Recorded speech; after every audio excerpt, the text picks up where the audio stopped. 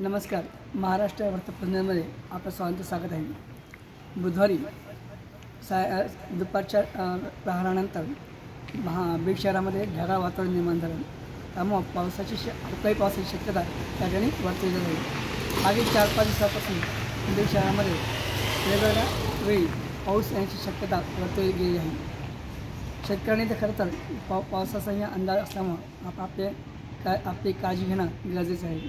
शेतामध्ये जे उभं पीक आहे त्याचं नुकसान होण्याची शक्यता आहेच आहे, पण त्यात काळजी घेण्याची गरज आहे. त्याचबरोबर आपल्या मुख्य जनावरे आणि यांचीसुद्धा काळजी घेऊन त्यांना सुरक्षित ठिकाणी नेणं ही आपली काळजी आहे. बीड शहरामध्ये पुढच्या 2 दिवसामध्ये अवकाळी पावसाची शक्यता हवामान खात्याने वर्तवली आहे. त्यामुळं मेघगर्जनेसह पाऊस येण्याची शक्यता आहे. बीड शहरामध्ये आज हे ढगाळ वातावरण जे निर्माण झालं आहे यामुळं उकाडा जरी असला तरी थोडासा या ठिकाणी जर पाऊस आला तर थंडगार होण्याची शक्यता आहे. वारंवार अवकाळी पाऊस जे येत आहे त्यामुळं वातावरण बदलत आहे. पूर्वी मात्र ठराविक उन्हाळ्याच्या शेवटी अवकाळी पाऊस यायचा, पण आता हे अवकाळीचं प्रमाण मोठ्या प्रमाणात वाढलं आहे.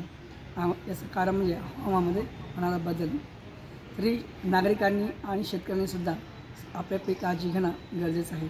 मी डॉक्टर श्यामसुंदर पाटील, महाराष्ट्र वृत्तपत्र, बीड. धन्यवाद.